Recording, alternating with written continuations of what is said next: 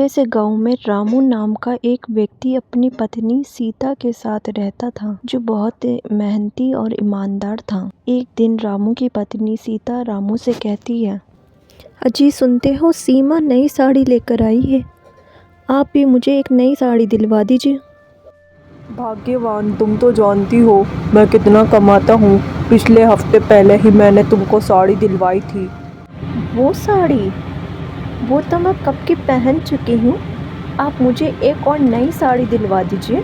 ना बाबा ना, मेरे पास और पैसे नहीं हैं। जितना कमाता हूँ मैं तुम पर ही खर्च कर देता हूँ। सीता की शादी को काफ़ी समय गुजर चुका था, लेकिन रामू उसको वो खुशी नहीं दे पा रहा था जो वो चाहती थी। भी कोई सामान लेता तो सीता उसे देखकर उदास हो जाती और सोचने लगती, काश मैं भी ये ले पाती। एक दिन की बात है, रामू हर रोज की तरह आज भी काम कर रहा होता है। तभी उसका मालिक आता है और कहता है, रामू, तुम्हारा आजकल ध्यान कहाँ रहता है?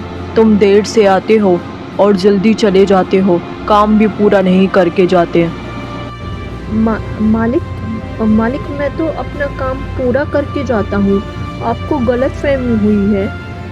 सुबह भी मैं जल्दी आता हूँ और रात को भी मैं सबके जाने के बाद ही जाता हूँ। ज़ुबान चलाते हो मुझसे। तुम्हें क्या लगता है मैं झूठ बोल रहा हूँ? मैंने खुद देखा है तुमको। मुझे वैसे भी अब तुम्हारी ज़रूरत नहीं है। कल से आना मत काम पे। मालिक, मैं कहाँ जाऊँगा? कितने सालों से मैं आपके साथ काम कर रहा हूँ, कभी मैंने कोई शिकायत का मौका नहीं दिया। आपको ज़रूर कोई गलतफहमी हुई है। रामू, कह दिया ना, कल से काम पे मत आना। मुझे कुछ नहीं सुनना है, आज ही अपना हिसाब करवा के जाना। रामू ये सोच ही रहा होता है, घर का खर्चा वो कैसे चलाएगा। मैं क्या कहूँगा सीता को। तभी उसको उसका बहुत पुराना दोस्त मिलता है। अरे अनिल, तू यहाँ कैसे? मेरी तो नौकरी लग गई है भाया, मैं जा रहा हूँ शहर। तू बता, ऐसे मुंह लटका के कहाँ जा रहा है? इतना उदास क्यों है भाई? अनिल, अब मैं तुझे क्या बताऊं भाई, मालिक ने बिना वजह के मुझे नौकरी से निकाल दिया।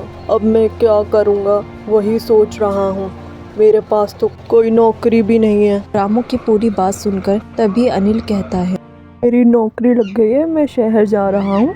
मेरे पास एक सिलाई मशीन है, अगर तू चाहे तो वो ले ले। रामू सिलाई मशीन लेकर घर आ जाता है और सारी बातें सीता को बताता है। कुछ देर बाद रामू बाजार से कुछ कपड़े और धागे लेकर आता है। कपड़े सीकर अगले दिन रामू बाजार में कपड़े लेकर जाता है, लेकिन निराशा के साथ वो लौट आता है क्योंकि उसके कपड़ों पर कोई ध्यान नहीं देता। रामू बाजार में हर रोज कपड़े लेके जाता, लेकिन निराशा के साथ वो लौट आता। कुछ दिन सिलसिला यूं ही जारी रहा। फिर धीरे धीरे रामू के कपड़े बिकने लगे। रामू के कपड़े लोगों को इतने पसंद आने लगे कि वो जल्दी ही मशहूर हो गए। दूर दूर से लोग उसके पास कपड़े सिलवाने आते। रामू ने जल्दी अपनी एक दुकान कर ली। एक दिन रामू अपनी दुकान में बैठकर काम कर रहा होता है, तभी एक व्यक्ति आता है और कहता है, मैंने सुना है तुम कपड़े बहुत अच्छा सीते हो। अगले हफ्ते मेरी बेटी की शादी है, मैं चाहता हूँ मेरी बेटी का शादी का जोड़ा तुम तैयार करो। हाँ हाँ, क्यों नहीं। रामू शादी का जोड़ा बहुत ही सुंदर तैयार करता है, जिसे देखकर लोग बहुत ही प्रसन्न होते हैं और आपस में चर्चा करने लगते हैं।